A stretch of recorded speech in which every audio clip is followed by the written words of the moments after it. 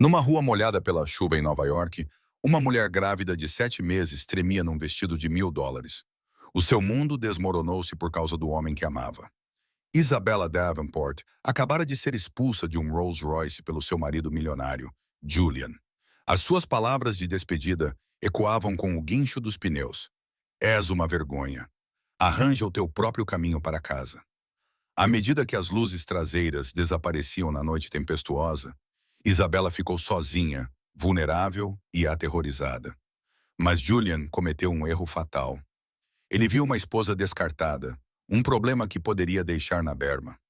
O que ele não viu, o que ele não poderia saber, era que o homem silencioso com boné de motorista, o homem que acabara de testemunhar o seu ato monstruoso, guardava um segredo inimaginável.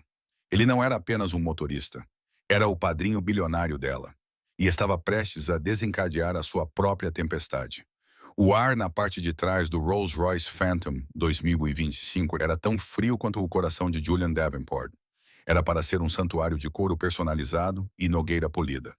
Um casulo silencioso que os levava pelos canyons cintilantes de Manhattan. Mas para Isabela, com 7 meses de uma gravidez difícil, parecia uma cela de prisão sobre rodas. Lá fora, as luzes da cidade se transformavam em traços dourados e neon através das janelas salpicadas pela chuva. Dentro, o silêncio era um cobertor pesado e sufocante.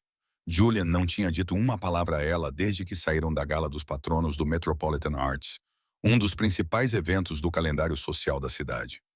Ele apenas olhava para a frente com o maxilar tenso sob a barba por fazer perfeitamente esculpida. A sua raiva era uma força palpável que irradiava do seu smoking Tom Ford feito à medida.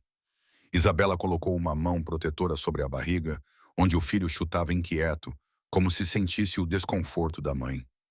Julian, por favor, sussurrou ela, com a voz quase inaudível devido ao zumbido suave do motor. Ele estava a ser inadequado. O Sr. Sterling apenas interveio para ajudar. Julian finalmente virou a cabeça, os seus olhos azuis tão afiados e frios como lascas de gelo. O Sr. Sterling refere-se a Arthur Sterling, o fóssil que controla metade do transporte marítimo no hemisfério ocidental. Esse Sr. Sterling. A sua voz era um sibilo baixo e venenoso. E o que fez você, Isabela? Você, a minha esposa grávida, causou uma cena. Permitiste que aquele velho promotor imobiliário lascivo, Marcus Thorne, te encurralasse e depois deixaste Sterling, um homem com quem tenho tentado marcar uma reunião há 6 meses, tratar-me como um menino da escola que não consegue controlar a sua esposa. Lágrimas brotaram nos olhos de Isabela. Ele colocou a mão na minha barriga, Julian. Estava bêbado e disse algo repugnante sobre o bebê. Arthur, o Sr. Sterling, foi um cavalheiro. Ele simplesmente pediu que ele se afastasse. Um cavalheiro. Julian deu um sorriso cruel, torcendo os lábios. Ele me fez parecer fraco. Na frente de todos, da imprensa, dos meus concorrentes, dos meus investidores. Eles não veem um cavalheiro a defender uma mulher grávida. Eles veem a esposa de Julian Davenport a ser abordada e outro homem mais poderoso a intervir. É uma questão de imagem, Isabela. Algo que nunca compreendeste. Isabela encolheu-se contra o couro macio. Este era o Julian que ela tinha conhecido e temido nos últimos 2 anos. O Julian público era charmoso, filantrópico, um magnata imobiliário que fez fortuna por conta própria e que apareceu na lista da Forbes dos 30 com menos de 30 anos há alguns anos. Ele a conquistou com gestos grandiosos e promessas de uma vida de conto de fadas. Ela era formada em História da Arte e trabalhava como curadora júnior. E ele era o príncipe que viu o seu potencial. Mas o Julian privado era um homem completamente diferente. Ele era uma criatura de intensa insegurança, obcecado por status e percepção pública. A família dela, com a sua formação acadêmica modesta, era uma fonte de vergonha silenciosa para ele. Os gostos simples dela eram uma irritação. A gravidez dela, que deveria ser uma alegria, tornou-se mais uma variável para ele gerir. Ele ditava a dieta dela, as suas aparições sociais, até mesmo o designer dos seus vestidos de maternidade. Tudo para projetar a imagem perfeita de um casal poderoso e próspero. Eu não queria causar uma cena, ela implorou suavemente. Eu só estava com medo. Medo? Ele soltou uma risada curta e desagradável. Você é casada comigo. Não tem nada a temer, exceto me envergonhar. Essa é a sua única função agora, Bella. Ficar bonita, ficar quieta e não me envergonhar. E você falhou espetacularmente. Ela estremeceu ao ouvir o apelido Bella, que antes soava como um carinho, e agora parecia uma coleira. Através da divisória, ela conseguia ver apenas a nuca do motorista, Sr. Peterson. Ele era um motorista novo, contratado há alguns meses por uma empresa de segurança privada de alto nível. Um homem mais velho, sempre impecavelmente vestido, com uma dignidade tranquila e olhos gentis que ela notara pelo espelho retrovisor. Ele era tão discreto que era praticamente invisível. Mas, naquela noite, Isabela sentiu uma onda de vergonha, sabendo que ele podia ouvir cada palavra venenosa que Julian cuspia para ela. Desculpe, sussurrou ela, com as palavras a saberem a cinza na boca. Desculpa não resolve o fato de que vou receber chamadas durante uma semana por causa disto. Julian respondeu bruscamente, pegando no telemóvel. Começou a deslizar o polegar, movendo-se com precisão furiosa. Gasto milhões a criar uma imagem de poder e controlo, e você destrói-a em 5 minutos porque não consegue lidar com um velho bêbado. Isabela virou-se para olhar pela janela, uma única lágrima a escorrer pela sua bochecha. A chuva estava a cair mais forte agora, batendo contra o vidro. Eles estavam a atravessar a ponte Queensboro, as luzes da cidade, uma galáxia distante e indiferente. Ela sentia-se tão isolada como se estivesse a flutuar no espaço. O homem ao seu lado era um estranho. A gaiola dourada que ele construíra para ela agora revelava as suas barras afiadas e cruéis. E no seu ventre, o seu filho chutou novamente. Uma lembrança de uma lembrança minúscula e insistente de por quem ela precisava de ser forte. Ela não sabia quanto mais poderia aguentar. A viagem de volta para a sua penthouse estéril de vários milhões de dólares no Upper East Side foi excruciante. Julian continuou a murmurar baixinho, percorrendo as redes sociais, lendo tweets e menções do incidente com uma espécie de fúria masoquista. Esposa grávida de Julian Davenport em altercação no Met Gala. Altercação? Parece uma briga de bar. Ele fervia de raiva, jogando seu relógio Richard Mille de os $20.000 adornado no pulso em frustração. Isso é um desastre. Vai passar, disse Isabela tentando acalmá-lo, embora se sentisse tudo menos calma. Um medo profundo e frio começava a se acumular em seu estômago. Passar. Ele finalmente guardou o telemóvel no bolso e voltou toda a sua ira para ela. Tu não entendes. A percepção é a realidade. O tweet esquecido de hoje é o negócio fracassado de amanhã. Todo o meu império é construído sobre a percepção de sucesso inabalável, de ter o melhor de tudo, o negócio perfeito, a casa perfeita, a esposa perfeita. Ele gesticulou para ela, a sua mão rejeitando todo o seu ser. E tu estás a provar que és imperfeita. A palavra pairou no ar, afiada e dolorosa. Imperfeita. Ela, a mulher que carregava o seu filho, a mulher que tinha desistido da sua carreira, dos seus amigos, de toda a sua vida para se encaixar na dele. Sou uma pessoa, Julian, não um acessório para o teu portfólio, disse ela, uma centelha de rebeldia brilhando através do seu medo. Os olhos dele estreitaram-se perigosamente. Tu és o que eu fiz de ti. Quando te conheci, estavas a catalogar pinturas empoeiradas na cave de um museu. Eu coloquei-te na Chanel. Eu coloquei-te neste carro. Eu coloquei este bebê em ti. Nunca te esqueças de que existes neste mundo, porque eu permito. A crueldade da afirmação roubou-lhe o fôlego. Foi a coisa mais honesta que ele já lhe tinha dito. Naquele momento, a fachada do casamento deles não apenas rachou. Ela desintegrou-se em pó. Ela viu-o como ele realmente era, um tirano mesquinho, um menino apavorado brincando de rei num castelo de vidro. O carro diminuiu a velocidade, entrando numa rua residencial escura a poucos quarteirões do prédio onde moravam.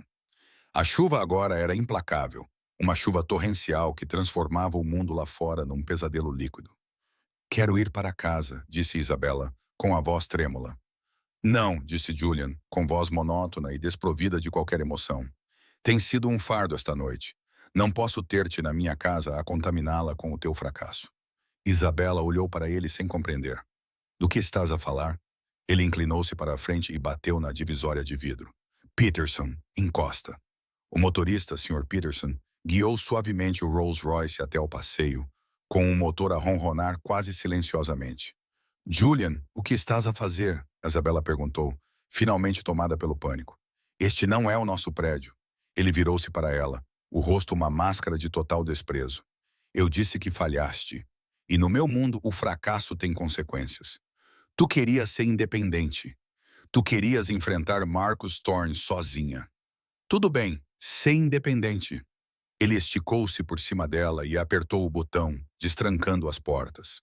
Uma rajada de vento frio e úmido entrou no carro. Saia. Por um momento, Isabela não conseguiu processar as palavras. Devia ser uma piada. Um teste cruel e distorcido. Julian, pare com isso. Estou grávida de 7 meses. Está a chover muito. Saia do meu carro. Ele pronunciou cada palavra com precisão arrepiante. Você é uma vergonha. Encontre o seu próprio caminho para casa. Talvez você possa ligar para o seu novo amigo Arthur Sterling para lhe dar uma boleia. Ele desatou o cinto de segurança, inclinou-se e empurrou a porta para abri-la. A chuva imediatamente começou a molhar a bainha do seu vestido de seda. Os sons da cidade e uma sirene distante. O barulho dos pneus no asfalto molhado invadiu o ar. Julian, não, por favor, ela gritou, agarrando o braço dele. Ele afastou o braço como se o toque dela o tivesse queimado. Não me toque. O rosto dele estava contorcido por uma raiva que a aterrorizou. Ele a empurrou não com força, mas com força suficiente para fazê-la perder o equilíbrio no pequeno espaço. Fora! Soluçando. Isabela saiu do carro às pressas, os seus delicados saltos afundando levemente no asfalto macio da rua.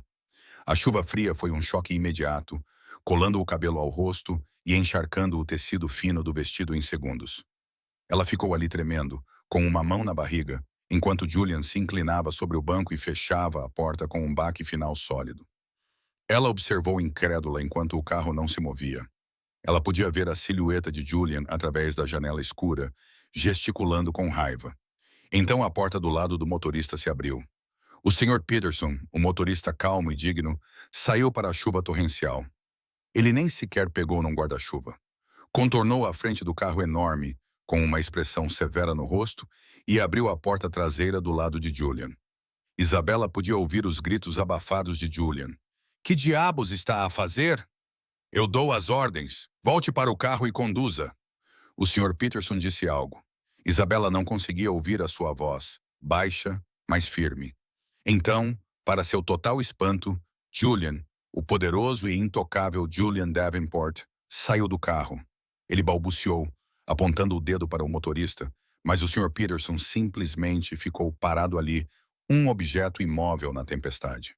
Após outra breve discussão acalorada, Julian levantou as mãos em sinal de repulsa, virou as costas para o próprio carro e saiu andando pela rua, desaparecendo na escuridão chuvosa como um fantasma.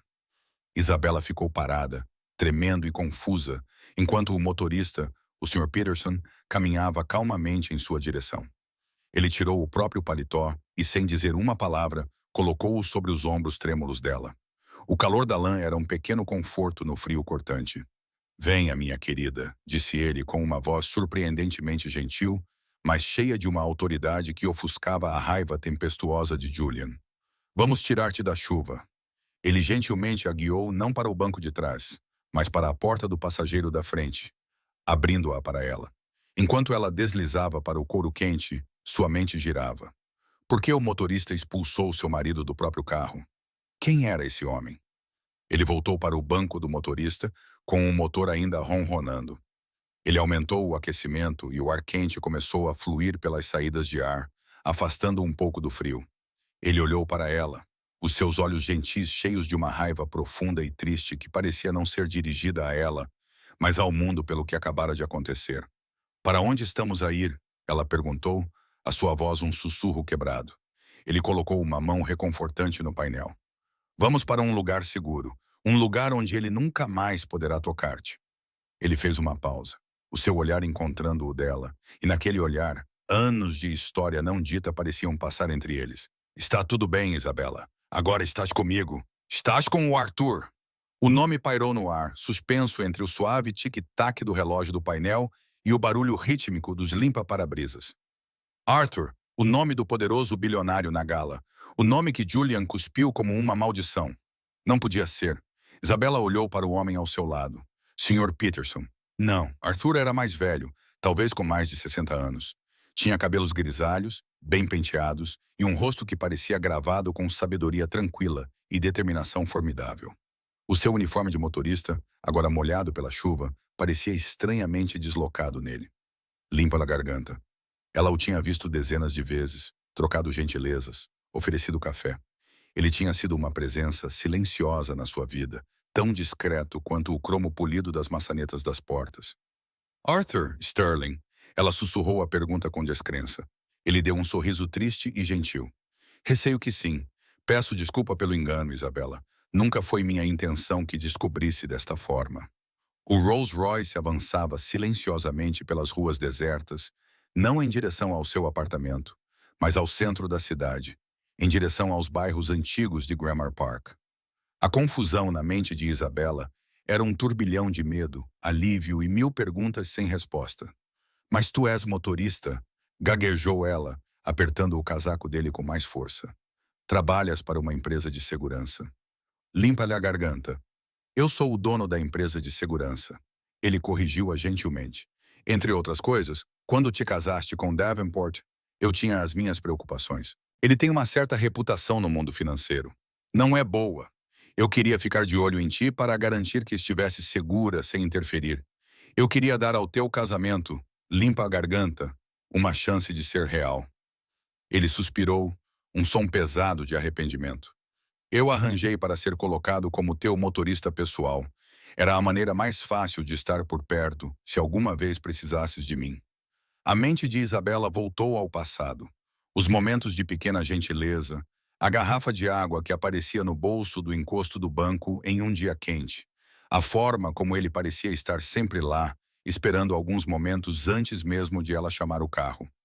A vez em que ela se sentiu mal enquanto fazia compras, e ele calmamente a acompanhou até uma cadeira, voltou com sumo de laranja e falou com ela de forma tranquilizadora até que ela se sentisse melhor. Ela pensava que ele era apenas um funcionário excepcionalmente bom. Mas por quê? Perguntou ela, com lágrimas nos olhos novamente. Mas desta vez eram lágrimas de confusão, não de desespero. Por que você faria tudo isso por mim? Arthur parou o carro em frente a um imponente prédio coberto de era em uma praça tranquila e arborizada. Ele desligou o motor e o silêncio que se seguiu foi profundo. Ele se virou para ela com uma expressão de infinita ternura. Seu pai, Marco Rossi, ele começou, com a voz embargada pela emoção. Ele não era apenas meu primeiro parceiro de negócios, Isabela. Ele era meu melhor amigo, mais do que um amigo. Ele era o irmão que eu nunca tive. O coração de Isabela parou. O pai dela. Ele tinha morrido num trágico acidente de carro quando ela tinha 12 anos. Ele era um historiador de arte brilhante e apaixonado, e um avaliador que, segundo a mãe dela, tinha feito um investimento muito inteligente no início da vida que manteve a família confortável, mas não rica. O meu pai conhecia-te. Conhecia-me? Arthur soltou uma risada suave. Começamos a nossa primeira empresa juntos numa garagem em Queens. Era uma empresa de logística que transportava obras de arte para museus e colecionadores particulares. Marco tinha experiência e contactos no mundo da arte. Eu tinha jeito para negócios e um pouco de dinheiro da família para começarmos. Aquela pequena empresa tornou-se a Sterling Rossi Global Logistics. Hoje, ela é chamada apenas de Sterling Global. As peças começaram a se encaixar, formando um quadro tão vasto e inacreditável que deixou Isabela tonta. A Sterling Global era um gigante, uma corporação multimilionária com interesses em transporte marítimo, segurança aérea e tecnologia. E o pai dela, seu pai acadêmico e tranquilo, tinha sido um dos cofundadores. Quando o seu pai faleceu, Arthur continuou, com os olhos brilhando. Foi o pior dia da minha vida. Eu estava ao seu lado no hospital. As suas últimas palavras para mim. Ele me fez prometer. Ele me fez prometer que eu sempre cuidaria de você e da sua mãe. Que eu seria seu padrinho, seu anjo da guarda, e garantiria que você nunca precisasse de nada e estivesse sempre protegida. Ele desviou o olhar para o para-brisa manchado pela chuva. A sua mãe, que Deus a tenha em paz, era uma mulher orgulhosa. Após a morte de Marco, ela não quis caridade. Aceitou o fundo fiduciário que criei com a parte do teu pai na empresa, mas queria que tivesses uma vida normal, longe do mundo da riqueza extrema. Eu respeitei isso. Observei-te à distância através de relatórios da minha equipa, através de contribuições para as tuas escolas. Assegurei-me de que o caminho estivesse sempre livre para ti, mas nunca interferi. Queria que fosses tu mesmo, a filha de Marco, brilhante e gentil. Até eu casar com Julian, Isabela concluiu por ele a compreensão que estava a surgir nela. Até tu casares com Julian, ele confirmou, com a voz endurecida. Um homem que se aproveita da bondade das pessoas, que constrói a sua fortuna com dívidas alavancadas e promessas vazias. Eu fiz uma verificação completa dos antecedentes dele. Eu sabia que ele era perigoso, mas tinha a esperança de que o teu amor o mudasse. Eu esperava estar errada. Esta noite, disse ele, com a mão fechada em punho no volante. Esta noite, ele provou que eu não estava. Ao atirar-te, a sua esposa grávida, a mãe do seu filho, para a rua. Isso é um pecado imperdoável. Ele respirou fundo, recompondo-se. Esta é uma das minhas propriedades. É completamente segura. A minha equipa pessoal está lá dentro à espera. Há um médico de plantão. Aqui estás segura, Isabela. Ele saiu do carro e contornou-o para abrir a porta dela, desta vez segurando um grande guarda-chuva preto para protegê-la enquanto ela pisava no passeio.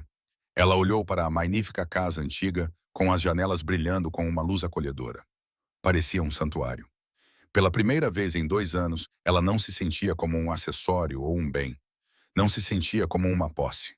Enquanto Arthur Sterling, o seu guardião silencioso, o melhor amigo do seu pai, o seu padrinho bilionário, gentilmente a conduzia pelos degraus para fora da tempestade e para o calor, Isabela Rossi sentiu algo que não sentia há muito, limpa a garganta, tempo. Sentia-se segura. O interior do edifício era a antítese da fria penthouse moderna que partilhava com Julian. Estava repleto de poltronas de couro desgastado em mogno rico, prateleiras repletas de livros e paredes adornadas com obras de arte de tirar o fôlego. Não a arte contemporânea da moda que Julian preferia, mas obras-primas. Uma pequena escultura íntima de uma dançarina. Uma paisagem vibrante de Monet. Um esboço a carvão de Sargent, que era tão vivo que parecia respirar. Era uma casa, não um showroom. Parecia o seu pai, uma mulher gentil e maternal com um vestido preto simples que Arthur apresentou como Sra. Gable. A governanta imediatamente os recebeu na porta. Ela pegou o casaco molhado de Isabela e a envolveu num cobertor quente de caxemira, murmurando com preocupação enquanto a guiava até um sofá luxuoso em frente a uma lareira crepitante. Tomei a liberdade de ligar para a Tora Evans, disse Arthur, agora com um tom totalmente profissional. Ela é uma das melhores obstetras da cidade. Chegará aqui em 20 minutos apenas para se certificar de que você e o bebê estão bem após o frio. Isabela só conseguiu acenar com a cabeça, emocionada. Uma chávena quente de chá de camomila foi colocada nas suas mãos trêmulas.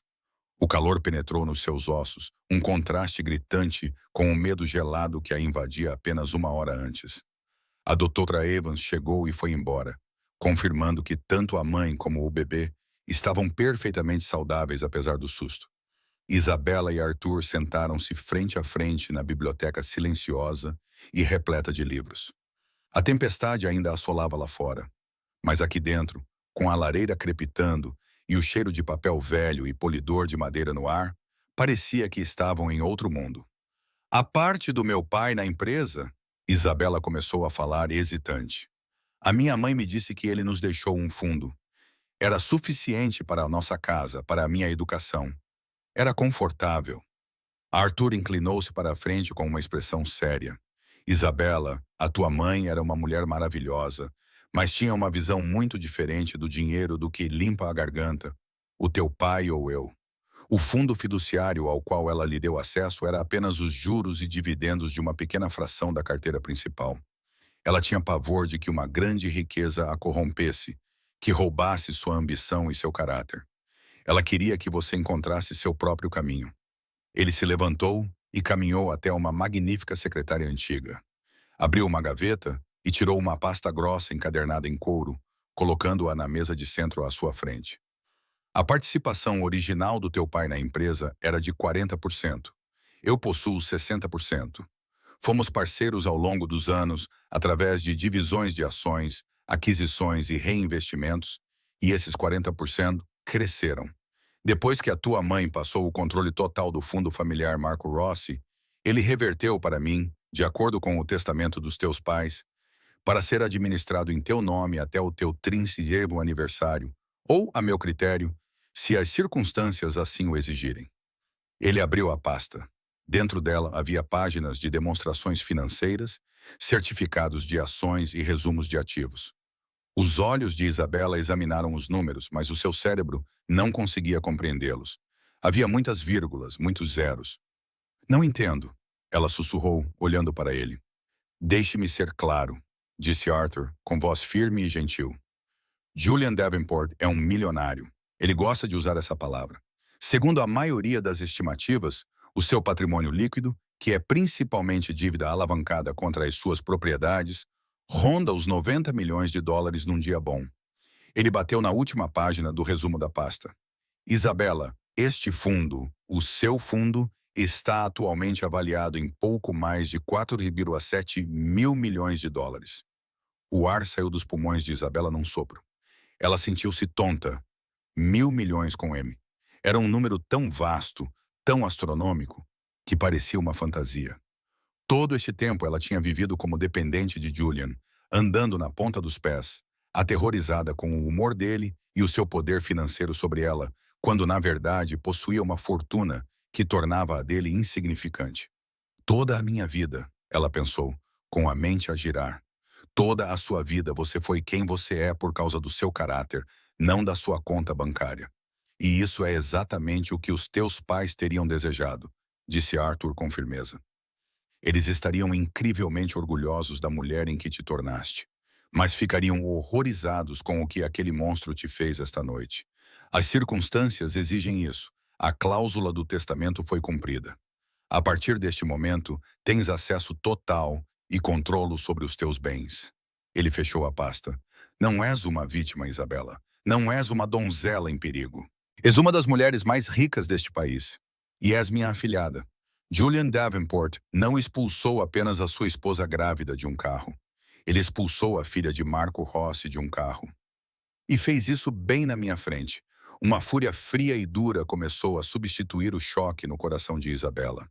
A humilhação, o medo, os anos de abuso emocional sutil, tudo se fundiu num único ponto de raiva incandescente.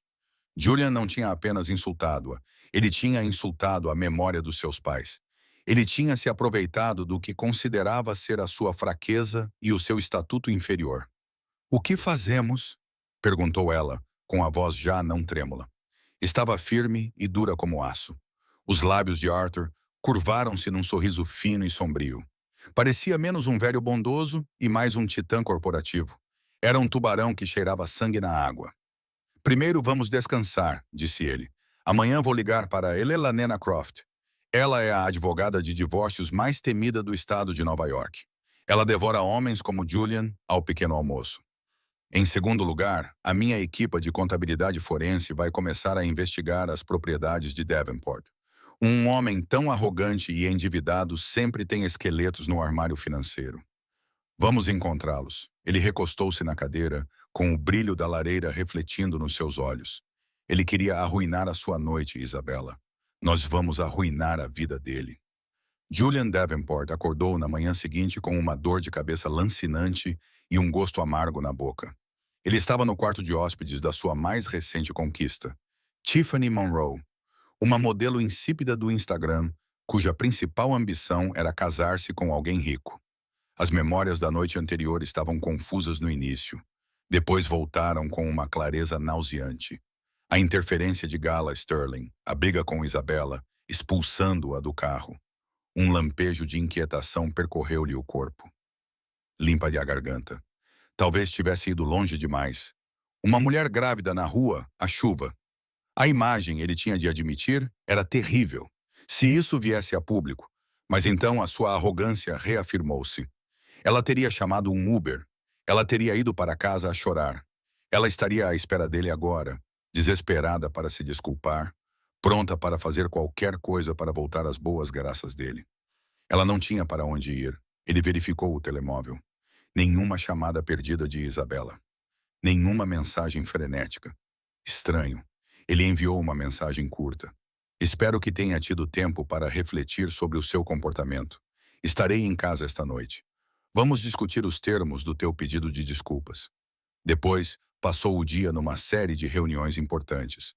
O incidente foi desaparecendo lentamente da sua mente. Ele era Julian Davenport. Ele seguiu em frente. Os problemas resolveram-se por si mesmos à sua volta. Chegou à cobertura pouco depois das 19, entrando no hall de mármore, esperando encontrar uma Isabela arrependida. Em vez disso, o apartamento estava escuro e silencioso. Um envelope grosso e sinistro, com o emblema de um escritório de advocacia de prestígio, estava no centro da mesa de jantar de vidro. O seu sangue gelou. Ele rasgou o envelope. Jargão jurídico dançava diante dos seus olhos, mas as palavras pedido de dissolução do casamento, diferenças irreconciliáveis e uso e ocupação exclusivos da residência conjugal se destacavam em relevo, terríveis e assustadoras. Ela estava a pedir o divórcio e exigindo que ele fosse barrado de sua própria casa. Ele riu alto. Que audácia ela! Uma curadora sem dinheiro tentando enfrentá-lo. Ela não tinha dinheiro para pagar um advogado de verdade por mais de uma hora. Era um blefe, respira fundo. Um grito patético e desesperado por atenção. Ele amassou a carta e a jogou no lixo. Na manhã seguinte, o seu telefone começou a tocar. Era o seu diretor financeiro. Julian, temos um problema. O diretor financeiro. Um homem nervoso chamado David disse sem preâmbulos. A First National acabou de cobrar a nossa dívida do projeto Hudson Yards. Eles estão a exigir o pagamento total em 30 dias. O quê? Eles não podem fazer isso. Temos um cronograma de pagamentos sólido, gritou Julian. Eles estão a citar uma cláusula de mudança material no risco. É um clichê. Ninguém nunca usa isso. Julian, quem você irritou? A chamada veio do topo, do próprio presidente do banco. Antes que Julian pudesse responder, outra chamada chegou. Era o seu corretor de investimentos principal. As ordens do telemóvel de Julian estão a inundar o mercado com ações da Davenport Properties. Elas caíram 15% nas negociações pré-mercado. Alguém está a nos vender a descoberto até ao esquecimento. É um ataque profissional coordenado. Nunca vi nada parecido. Julian sentiu uma onda de náusea. Não era coincidência. Ele cambaleou até a janela do escritório, olhando para a cidade abaixo. Quem tinha esse tipo de poder? Quem poderia derrubá-lo com alguns telefonemas? E então a lembrança da gala o atingiu como um trem em alta velocidade. Arthur Sterling, o homem cujo convite para jantar ele cobiçava há meses. O homem que o olhou com tanta decepção fria. O homem que Isabela defendeu. Ele pegou o telefone com as mãos trêmulas e ligou para o número de Isabela.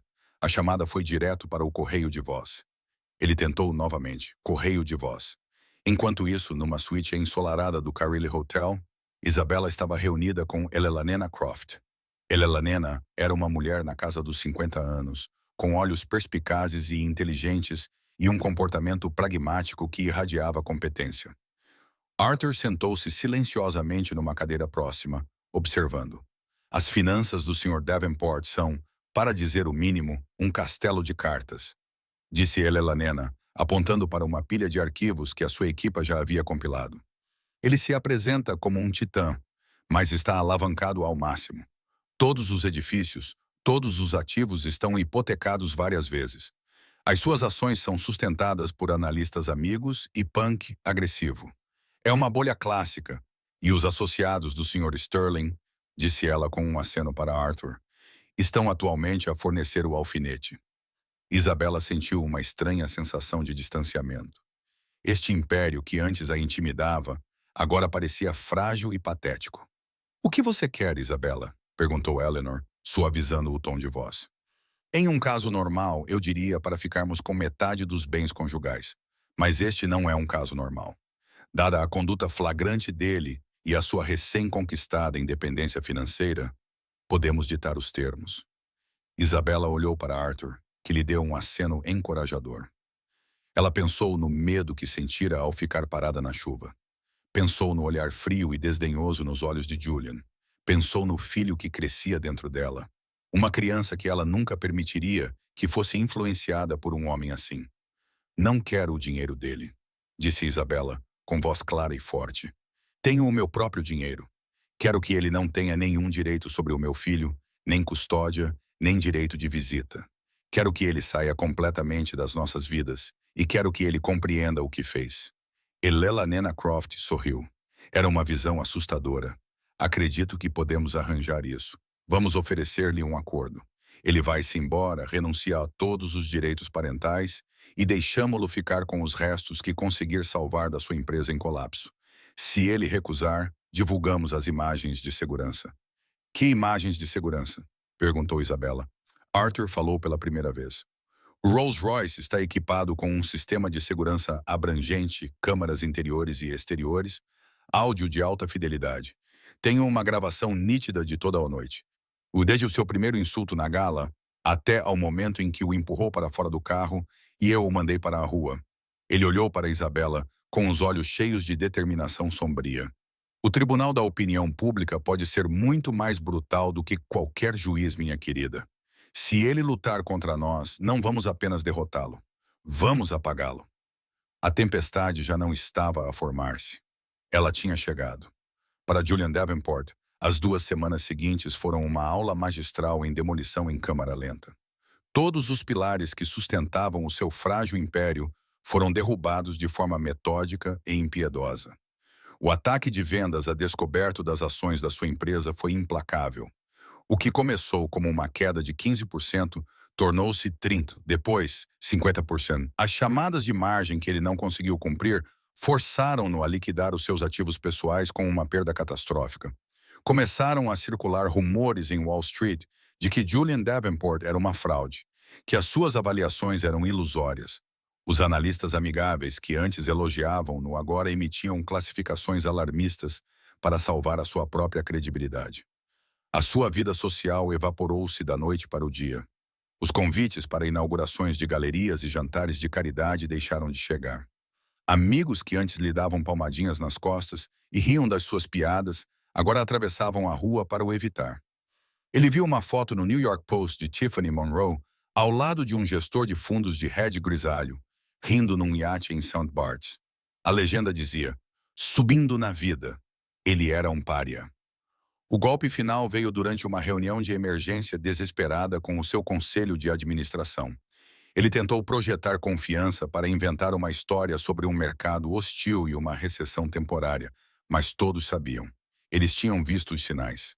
No meio da sua apresentação, a sua assistente pessoal entrou na sala, com o rosto pálido, e entregou-lhe um tablet. No ecrã havia um pequeno vídeo de 30 segundos.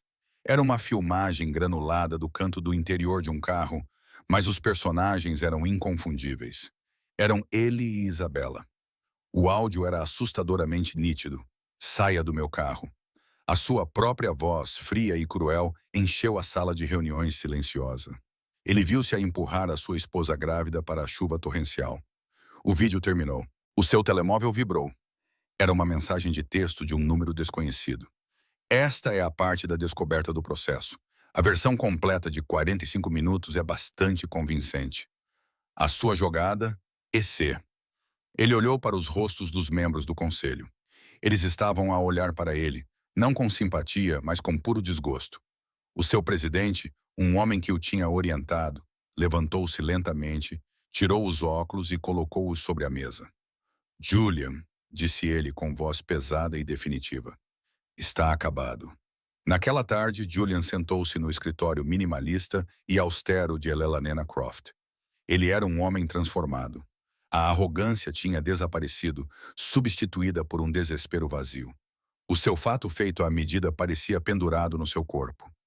Elena deslizou um único documento pela mesa polida.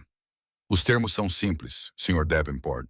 Renunciará a todas e quaisquer reivindicações sobre os bens da Sra. Ross, tanto agora como no futuro. Assinará a renúncia permanente e irrevogável de todos os direitos parentais sobre a criança. Concordará com uma ordem estrita de não contacto e não difamação. Em troca, o vídeo e as conclusões completas da nossa equipa de contabilidade forense sobre as suas práticas comerciais criativas não serão tornados públicos. Você ficará com o que conseguir juntar das cinzas. Julian olhou para o papel, com as mãos a tremer. Ele tinha perdido tudo. A sua empresa, a sua fortuna, a sua reputação, tudo por causa de um único ato monstruoso de crueldade. Tudo porque ele subestimou a mulher tranquila com quem se casou e o homem silencioso que conduzia o seu carro. Quem é ele? Julian sussurrou. O motorista. Quem é ele? Eleanor Croft permitiu-se um pequeno sorriso frio. É um homem que cumpre as suas promessas. Com a mão trêmula, Julian Davenport pegou na caneta. Assinou a renúncia à sua esposa. Assinou a renúncia ao seu filho. Assinou a renúncia à sua vida tal como a conhecia. Ao terminar a assinatura, finalmente desabou, enterrando o rosto nas mãos e soltando um soluço seco e angustiante de um homem que não tinha mais nada. Do outro lado da cidade, Isabela estava numa sala vazia e iluminada pelo sol. Era o último andar de um edifício no distrito de Meatpacking, com enormes janelas industriais com vista para o rio Hudson. O espaço era vasto e vazio, uma tela em branco.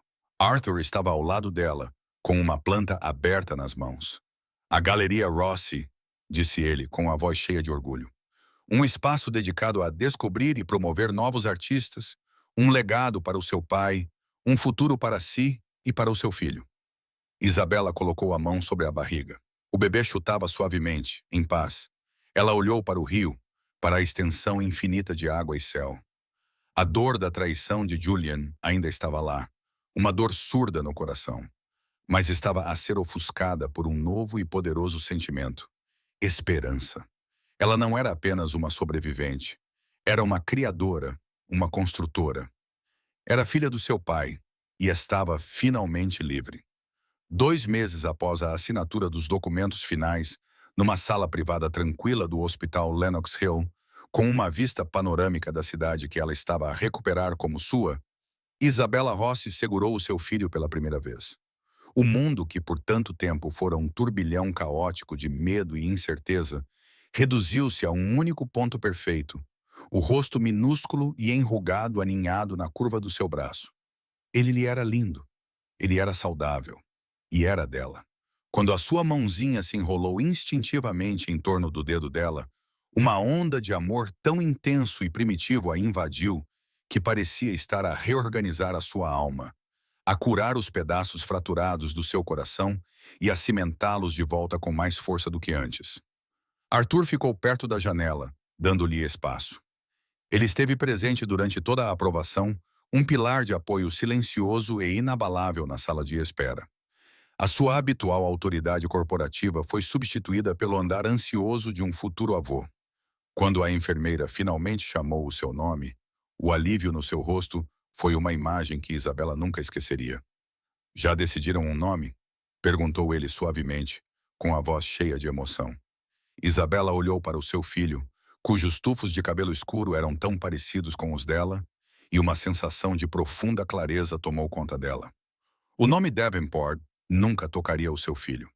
Era uma marca associada à crueldade, fragilidade e fracasso. O seu filho merecia um nome construído sobre uma base de amor, força e integridade. O nome dele é Michael Ross Sterling, anunciou ela com voz clara e firme. Michael, porque ele será forte e gentil. Rossi, pelo avô que o teria adorado, o homem brilhante cujo legado de paixão continuaremos a levar adiante. E Sterling. Ela olhou para Arthur, com os olhos brilhando de lágrimas não derramadas.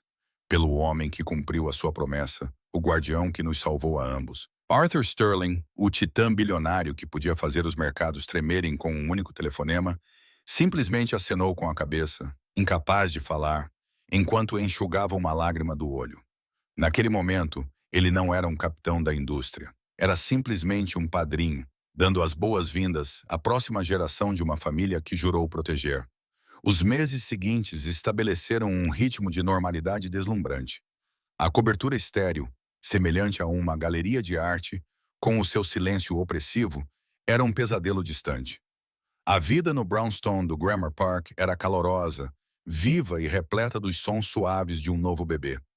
As manhãs não eram ditadas pelo medo dos humores de Julian, mas pelos suaves golpes de Michael no seu berço, pelo cheiro do café da senhora Gable a ser preparado e pela forma como a luz da manhã se filtrava pelas janelas da velha biblioteca, iluminando partículas de poeira que dançavam no ar como pequenos duendes dourados.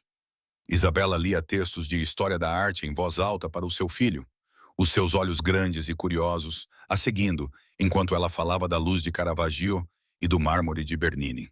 Era uma vida imersa nas paixões genuínas que o seu pai lhe incutira, um mundo distante da busca vazia por status que definira o seu casamento. Os últimos vestígios da sua antiga vida foram abandonados com uma finalidade silenciosa. O divórcio foi sem cerimônias, uma nota de rodapé legal para uma história cujo final já havia sido escrito. Quanto a Julian Davenport, sua queda foi tão rápida quanto completa. Isabela viu um pequeno artigo enterrado nas profundezas da seção de negócios um dia. As propriedades de Davenport haviam sido totalmente dissolvidas, seus ativos leiloados para satisfazer uma montanha de dívidas. O artigo mencionava que o Sr. Davenport havia se mudado para perseguir interesses privados no meio-oeste. Isabela não sentiu nem um pingo de triunfo, apenas uma profunda pena por um homem tão vazio que, uma vez despojado de sua riqueza e imagem, simplesmente não restava nada. Ele se tornara um fantasma, uma anedota completamente irrelevante para o mundo vibrante e próspero que ela agora estava construindo. Esse mundo teve sua grande inauguração em uma noite fria de outono. A Rossi Gallery foi um triunfo. Localizada num armazém lindamente renovado no distrito de Meatpacking, era toda em tijolos expostos, pisos de betão polido e tetos altos, a tela perfeita para a arte ousada e eletrizante que ela havia curado. A noite de inauguração não foi o evento frio de ascensão social que Julian teria orquestrado. Foi uma celebração. O ar vibrava com uma emoção genuína, cheia não de bilionários competindo por atenção, mas de uma multidão diversificada de pessoas apaixonadas, colecionadores experientes, estudantes de arte da NYU de olhos arregalados, críticos de grandes publicações e os próprios artistas jovens e nervosos, que Isabela cumprimentava com abraços e palavras de encorajamento. Isabela movia-se pelo espaço com uma graça e confiança naturais que chamavam a atenção. Vestida com um vestido simples e elegante verde esmeralda, ela não era mais um acessório no braço de um homem poderoso. Ela era a força central na sala. Falou com autoridade sobre o uso inovador do impasto por um jovem pintor, debateu as influências do expressionismo alemão com um crítico veterano e gentilmente guiou um novo colecionador em direção a uma escultura que lhe chamou a atenção. Este era o seu elemento. Ela não estava apenas a vender arte. Estava a partilhar a sua história, a conectar artistas com o público e a construir uma comunidade. Num canto mais tranquilo da galeria, Arthur estava com Michael a dormir profundamente num porta-bebés preso ao peito. Ele era a imagem da satisfação, recebendo elogios destinados a Isabela e redirecionando-os com um sorriso orgulhoso de avô. "É tudo, Isabela", dizia ele. "Ela tem o olho do pai. Absolutamente brilhante." Mais tarde, depois de o último convidado ter partido e os funcionários terem ido para casa, Isabela ficou com Arthur na imensa e silenciosa galeria. As obras de arte nas paredes pareciam zumbir com energia latente no silêncio. O bebê Michael agora dormia no seu carrinho. "O teu pai", Arthur começou a falar, sua voz ecoando levemente no vasto espaço. Ele teria ficado ali mesmo. Ele apontou para uma grande tela abstrata repleta de cores e teria falado por 1 hora sobre a coragem do artista. Ele nunca acreditou que a arte servisse para decorar paredes. Ele acreditava que servia para iniciar conversas, para desafiar a alma. Isabela caminhou até a pintura e tocou suavemente a borda da moldura. "Ele costumava me dizer que cada pintura é uma janela para o mundo de outra pessoa. Esta noite sinto que abri 100 janelas." Ela se virou para Arthur, com o coração transbordando de uma gratidão tão imensa que era difícil expressar em palavras. "Nada disso seria possível sem você. Devolveu-me a minha vida, Arthur." Ele abanou a cabeça com um sorriso caloroso no rosto. "Não, Isabela. Apenas abri uma porta. Você teve a coragem de atravessá-la e construir tudo isto sozinha. Eu apenas cumpri uma promessa." Ele olhou ao redor do magnífico espaço para o nome dela, Isabela Rossi, em letras elegantes na parede. "Você construiu algo que vai durar. Um legado. A tempestade acabou, minha querida." Isabela olhou para o seu filho, dormindo pacificamente em meio à beleza que ela havia criado, e depois para o homem gentil e firme que havia sido o seu anjo da guarda. A tempestade realmente havia passado. Tinha sido um furacão que destruiu a sua antiga vida, mas em seu rastro, o solo estava mais fértil do que nunca. E aqui, neste novo mundo que ela havia construído com amor, paixão e resiliência, ela finalmente estava a plantar o seu próprio jardim. Ela finalmente estava realmente em casa. A história de Isabela é um lembrete poderoso de que o nosso verdadeiro valor nunca é definido pelas pessoas que tentam nos diminuir. É uma história sobre as forças ocultas de guardiões silenciosos e a incrível resiliência do espírito humano. Ela foi abandonada sozinha em uma tempestade, mas descobriu que a tempestade não tinha como objetivo destruí-la, mas abrir caminho para o seu verdadeiro destino. A sua jornada de uma gaiola dourada de medo para uma galeria cheia de luz e paixão prova que os bens mais poderosos que temos não são dinheiro ou status, mas coragem, integridade e o amor daqueles que realmente nos veem. Se a jornada de Bela, do desgosto ao triunfo, inspirou você, conte-nos nos comentários abaixo. Que parte da história dela mais tocou você? O seu envolvimento nos ajuda a trazer mais histórias como esta à tona.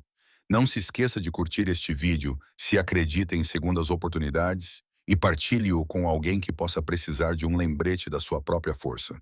E claro, inscreva-se no nosso canal e clique no sino de notificações para nunca perder uma história de justiça, resiliência e transformação incrível. Obrigado por ouvir.